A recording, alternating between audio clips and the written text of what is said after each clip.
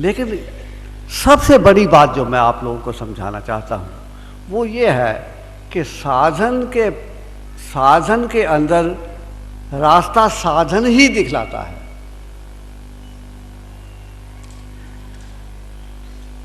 साधन के अंदर आगे कैसे चलना ये साधन बतलाता है।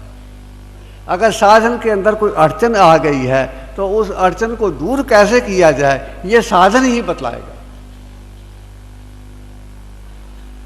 जब आप चलते हैं, आप यहाँ खड़े हैं तो आपको एक 25, 30, 40 फुट का आगे का रास्ता दिखाई देता है। जब आप 25, 30 फुट आगे जाते हो तो और आगे 25, 30 फुट का रास्ता दिखाई देता है। जब और आगे जाते हो तो और आगे का रास्ता दिखाई देता है। जैसे जैसे आप आगे चलते चले जाते हो रास्ता आगे आगे आगे आगे दिखाई देता चला जाता है। इसी तरह से जब आप साधना करते हो तो जो आपकी स्थिति है उससे आगे की स्थिति आपको दिखाई देती है, थोड़ी सी आगे की स्थिति आपको दिखाई देती है। और जब आगे चलते हो तो और आगे की, और आगे चलते हो तो और आगे की, और आगे चलते हो तो और आगे की। इस तरह से आपका आगे का मार्ग आपके साधना के द्वारा ही आपके समक्ष प्रकट होता चला जाता है। इस बात को आप समझो कि आपको असली जो सत्संग है, सत्संग की बड़ी महिमा गाई जाती है, यूँ है वो है, ऐसा है वैसा है, शास्त्रों में बड़ा पड़ा है, महात्मा लोग भी सत्संग की बड़ी, लेकिन सत्संग क्या है? सत्संग वो है जो सत्य के साथ संग करवा दे। और सत्य क्या है? चैतन्य।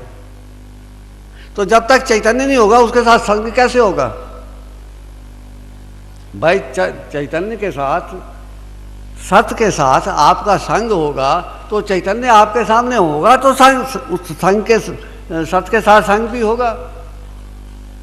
तो चैतन्य आपके सामने होना चाहिए, उसके ऊपर आपकी एकाग्रता होनी चाहिए, उसके प्रति दृष्टा भाव होना चाहिए, उसके प्रति समर्पण भाव होना चाहिए। और फिर उसके साथ जब आपका तादात्म्य हो गया तो आपका सत्संग हो गया, फिर उसकी रंगत आपके ऊपर आ गई, फिर सत्संग की रंगत आपके ऊपर चढ़ गई। वो कहते हैं कि अरे क्या रंग डाला मोरे, वो क्या है, मोरे रंग डाला, ये है रंग डालना। और नहीं तो अपने गए मंदिर में गए, इसमें गए, जाके सत्संग सुना, सत्संग सुनने गए थे, हम सत्संग सुनने गए थे, जीवन भर सत्संग सुनते रहते हैं। और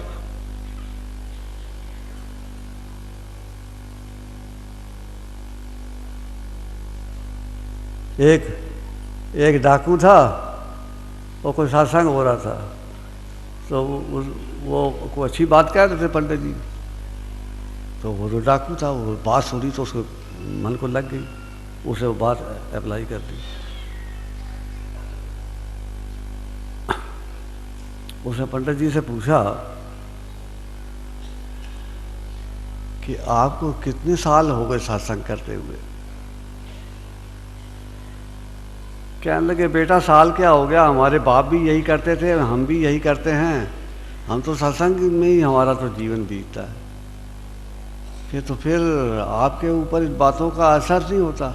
असर तो बेटा बहुत मुश्किल बात है, हम तो बस सत्संग ही करते हैं और ये असर होना तो बड़ी मुश्किल की बात है।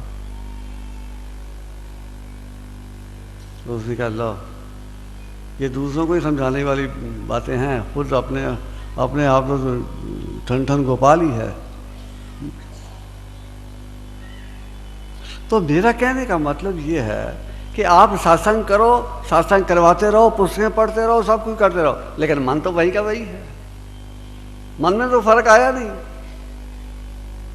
सत्संग पढ़ के, पुस्तक पढ़ के थोड़ा सा नशा आ गया, थोड़ा सा ऐसा हो गया, और फिर उठ के जो वासना मन के अंदर है, जैसा चित्त है वैसे का वैसे ही लग गए, वही काम, क्रोध, लोभ, मोह, अहंकार, वैसे को फर्क ही नहीं।